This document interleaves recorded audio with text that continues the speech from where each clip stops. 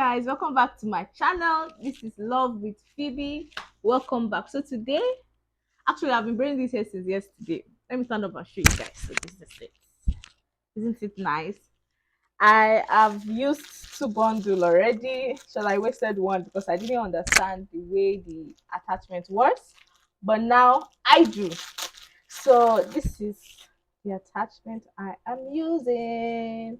Is a pre-curled um braid braiding attachment. Let me try to lose it. Okay, so this is what I'm using. So this is my third bundle. So let's continue. Remain the back. I was doing this the other ones like normal braiding, but now I feel like for the back, let me just do like a crochet. So I've braided the head and I'll crochet the attachment into here and then plait it out. I feel like that's the best for it. Or maybe I should just continue what I've been doing. So this attachment has a lot of issue. Like it is not really easy to use this because it's not like the normal attachment is like synthetic because it's very slick. It's just be slipping off your hand, and if you're not careful, it gets tangled so easy. So I actually got tired at the point. I felt like okay, maybe I should just lose it and go to the salon to make it. But no, this morning I felt more gingered. And I felt like let me just turn this to a video so that we can make a discussion or talk about something. So I brought up a topic about boundaries between um couples and their extended family. How my skin is glowing, my spots are reducing. Yes, I'm going to do a review on the product I started using. I am loving it. My husband was just like hailing me throughout yesterday. I was like, whoa baby, you're getting fresh. Yes, I'm getting fresh. I'll do a review of the products. I really love the new product I'm using. I had to change from the previous one I'm using because it's not actually bleaching me, it's just bringing out my color, and it's also clearing out my spots. So I'm going to do a review on it. So for you to get this kind of content, you better click on the subscribe button and click the notification bell. So our discussion for today is boundaries between newly wedded couples and their extended family. Well, I do not really have issue. I did not really have issue with that. I do not have issue. I didn't have issue with that at all when we got married. But I noticed that especially in our African setting, the setting that we are in Africa, where you do not have a say in a lot of things. Some homes do not have a say, not everybody, but some homes do not have a say. Some wives especially do not have a say in their home, especially when it comes to the family of their husband. I notice that a lot of women, they tend to suffer a lot, and they cannot even say, okay, husband, I feel like this person is coming too much into our space. We need our own space. We need our own life. I feel like some people are just dying silently inside. Well, and some people again still same this African setting are okay with it like that. Most people are even, you'll be surprised with the level of rate in which people are starting to get used to it. I have a friend of mine that is actually in this kind of going through something similar. No boundaries between her husband, family, and them. They can come to the house anytime without even telling them. They'll just be at the gate and say, oh yeah, oh, where are you? We are at home. And then at a point it starts being normal, not just at home, sometimes even at the shop they'll just pop out, pop in, a busy pop out or pop in just like that. And she was telling me this a couple of months ago, and she was like, she doesn't know what to do. And that I was like, wait, number one person you should even talk to, number one person about this matter, it is your husband. What is your husband take on this? She was telling me that even the last time the mother-in-law came, it was so much issue. Sorry, I have to be when I have to be putting my hand through the braid. If not, it will tangle. At the end of the day, we'll be hooked. Yesterday I wasted this attachment a lot. I wish I did the back first, but I was thinking that if I do the front, I didn't want to use, I got 6 bundle of the attachments, and I didn't want to use all at once. So that was why I felt like, let me just do the front, and anyhow I'll cut the back. It did not make much difference for me, so that I just get done with it. So one good thing about it is that I don't need to finish the mouth. It's pre-curled. I just have to braid it to some length in which I like the curl to show, and that's all. Okay, so back to our discussion. She felt like she was cornered because at first the husband was okay with it. He doesn't mind what is going on. Some men now, they do not have a say to it. Their mother is like everything to them. And then I was like, wait, talk to him about it. What is his take on it? And she was telling me that the last time the mother-in-law even came, she didn't inform them, and they didn't even have things at home. When your in-laws want to come now, you want to make their stay very welcoming. But this person will just come just like that. The mother-in-law now, she's the one that will just come just like that. Sometimes the father-in-law, she was like, he doesn't mind.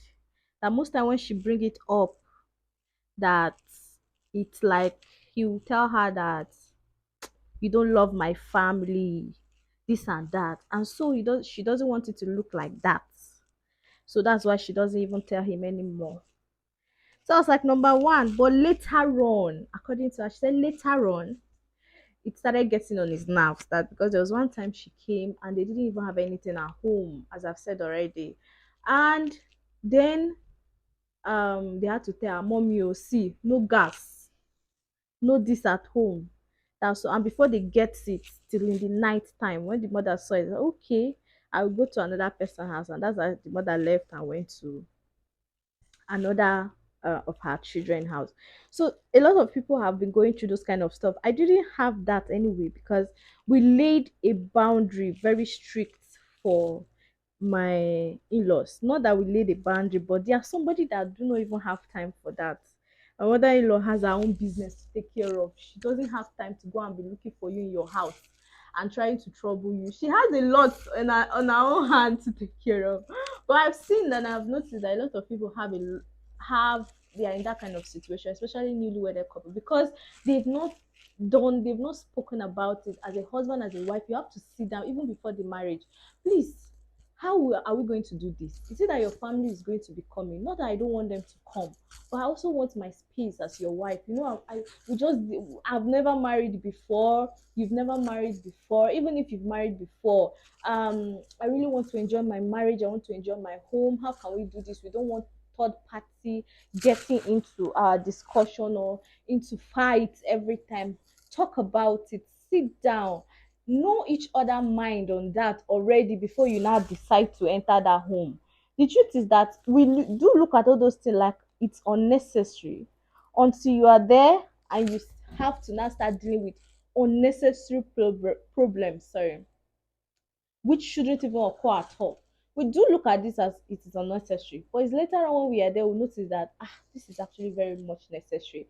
We could have talked about this, we could have done that, we could have done that. Okay, when there's a little bit of quarrel, who are we going to call? Number one, in marriage, you're not meant to call anybody. You're meant to find your way and solve the issue yourself between both of you. But no calling of this. So when there's an issue, make sure we sit down, talk about this. Some people even set some form of goals that when they get into any quarrel or any fight, before the day goes down, before the sun comes down, before they sleep, they should make sure they solve it anyhow, anyway.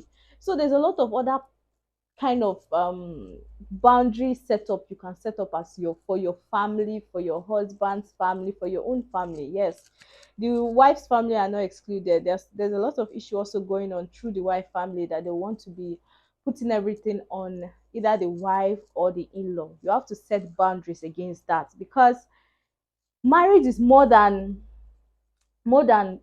both of you guys. Marriage is actually for eternity, and you're having a relationship not just between you and your husband, you're also having a relationship with God. So I do feel like we shouldn't feel God, even when we are humans. We should try our possible best not to feel God. Let's try our possible best to do this marriage the way God intended it to be, at least as Christians, so that we can show the world what Christian marriages should look like. Okay, so I was talking to my husband yesterday, and we're like, see, as Christians, we are the one to show the world what marriage is about. Oh, God. Not the world showing us what love is.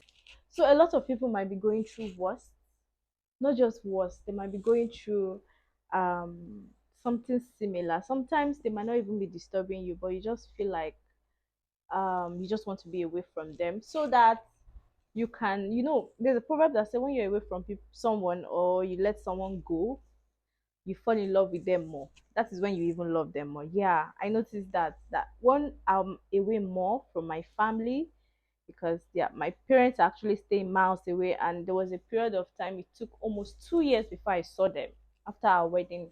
It took like 2 years after our wedding for me to even see my parents. So I felt a little bit discouraged, and I felt a little bit angry with myself, feeling like, okay, is it because I'm married I'm not able to see them or visit them?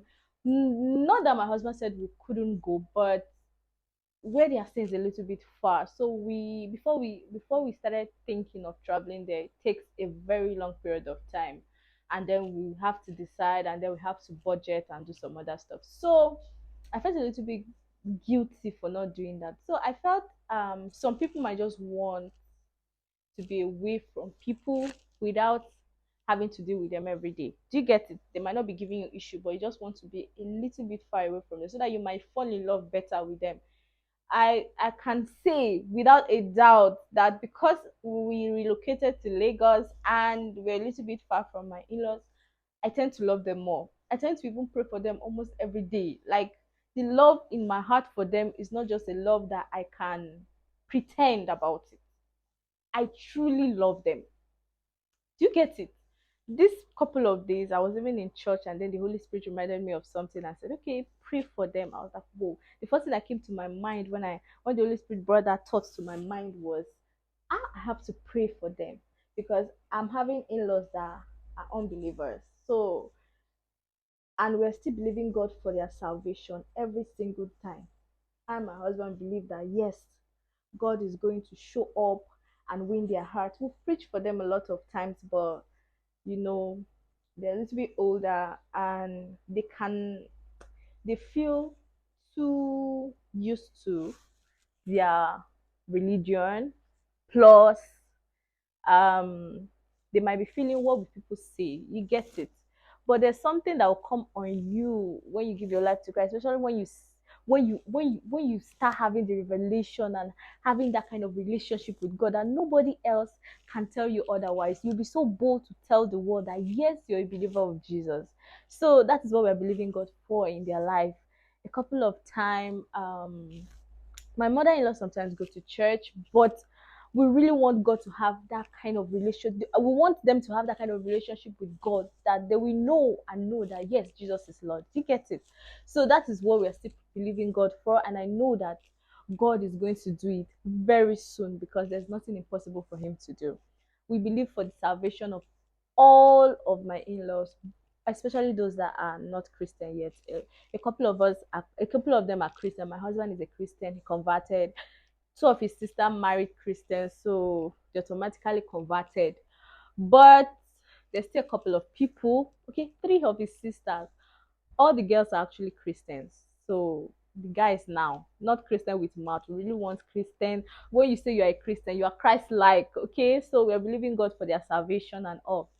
So I felt like being away from them make me fall in love better with them. That's just the truth. Sometimes I just sit down and start thinking of them. Sometimes I sit down and start thinking of my sister-in-law and start praying for them and all. So sometimes they might not be giving you issue, but you really want to stay a little bit far away from them. It's fine. It's okay. Yes. It's okay. Just pray about it. I prayed about mine. They weren't giving me issue, but I felt like, Lord, I just want to be a little bit far away. I just want to have my husband for myself. How will I put it? I think that's a little bit self-centered, but I prayed about it. I didn't disturb my husband about it because we're already having a house. We owned a house in that place in Osun State. So I didn't tell my husband about it. I just prayed about it. I didn't know God would answer. In short, I knew that I could pray about everything. But at that moment, at that period of time, I didn't know God is going to. In less than 1 year, guys, in less than 1 year, God started speaking to us to move. We were shocked. I was shocked because when I prayed about that, yes, we're having our place there, but I knew that God could just do it in any way. God said moved. and it was so glaring. And he spoke to my husband, not me, so that it will not be like I'm one-sided. Spoke to him. Oh yeah, it's time to move. And my husband was a little bit like, ah, God, you say we should move. We have a house. Our business is here. It's doing fine. He said we should move. He said yes, move. And that was it, guys. My prayer was answered just like that. So it's fine for you to feel like you just want to stay away from them and feel a little bit um having your husband to yourself. It's fine, but make sure that boundary is there. Without that boundary, a lot of things will just be a mess. Okay, if you're a newlywed couple, have that boundary in place. Have it in place. Tell your husband this is how things should be done, or you and your husband should sit and say, okay, this is what I feel, and then you people should come to a middle pattern or a decision between both of your opinions. Put it in the hand of God, and then it's going to lead the way. So guys, this is second to the last one. I still have one more left. I'm so happy. Well, yesterday I started after church around, can I say 1 o'clock, about 1 or 2 o'clock. So but I couldn't. I just did the front yesterday, and I'm so happy. I'm so happy. The last one now. I'm done, guys. I'm almost done. I'm in the last braid right now. Ooh, at last! I didn't start early yesterday anyway. I started around 2 o'clock yesterday after church. So I feel like it's still. I still tried. Yeah, still tried. First time braiding my hair. Did I mention that? First time. It's my first time. See, guys, we're done already. I didn't make it very full. I still have 3 bundles left, so I used 3 bundles for this. Okay. Oh, thank you, Jesus. I'm finally done. So I'm going to dress my edges now. Oh, oh.